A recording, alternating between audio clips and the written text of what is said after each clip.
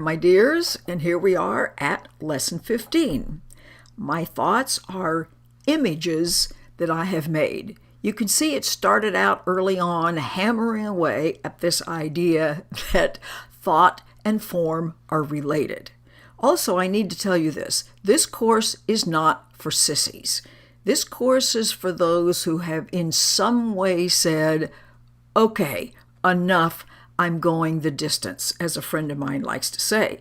It's like, I'm going to find out how life works, or I need some answers, or I know there's a better way to live, or something's missing, although I would have no way of defining what the missing thing is.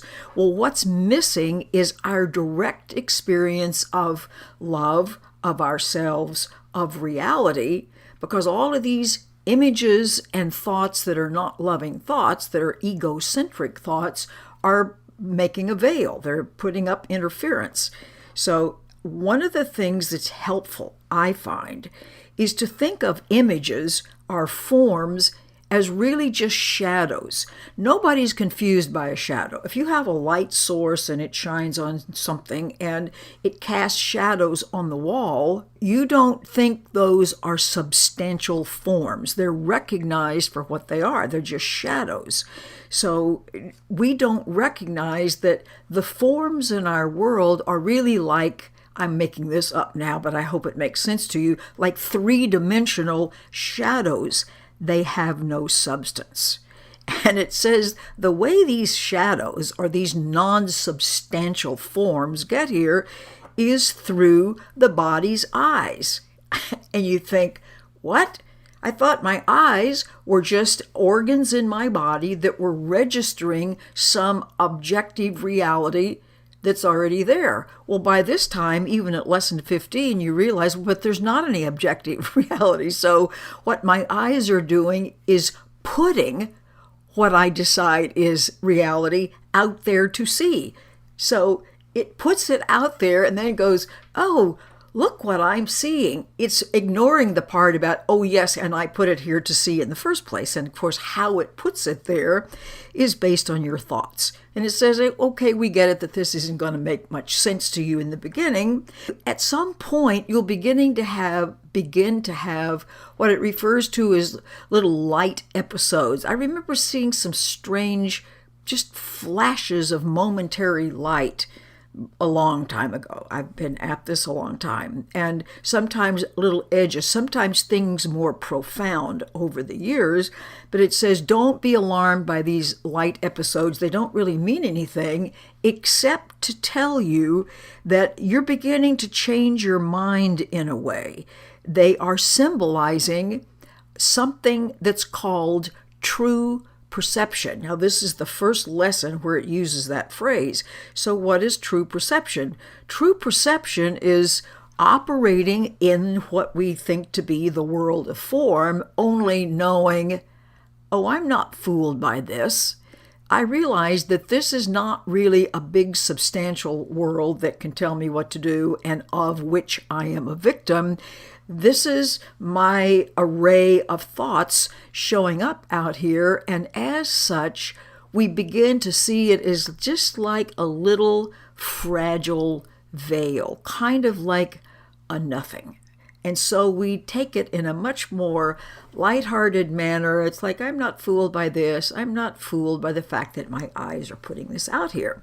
And those, of course, then prepare, or I should say that, true perception paves the way for that instant when love becomes apparent to us or when knowledge becomes apparent to us.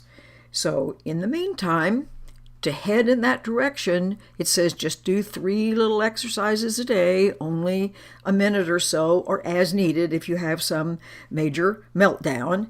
And it says, okay, repeat it to yourself, and then as usual, do the casual looking around, let your eyes light on whatever it is, and as your eyes rest on anything, like the wastebasket, this wastebasket is an image that I have made. My eyes have put it there. I'm adding that as a parenthetical statement. The actual statement is, this fill in the blank, wastebasket is an image that I have made. This hand I'm holding up is an image that I have made. See, we tend to think, well, I might have made the wastebasket as an image, but surely not my body. That's not just an image.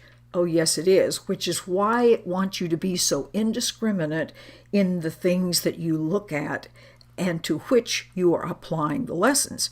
So it says anything. It's like you don't need a large number. Just make sure that you look right at whatever it is you decide to rest your attention on while you look at it, and very carefully proclaim, this computer is an image that I have made. My eyes have put it here to see it, and my thought processes are underlying the whole process.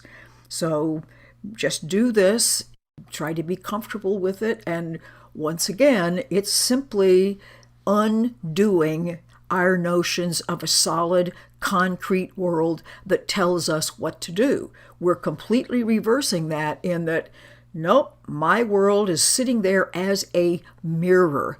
I love the analogy of mirrors. I use it all the time. I'm sure I'll use it a lot before this year is over. It's like, what does an image in a mirror do to you? Nothing.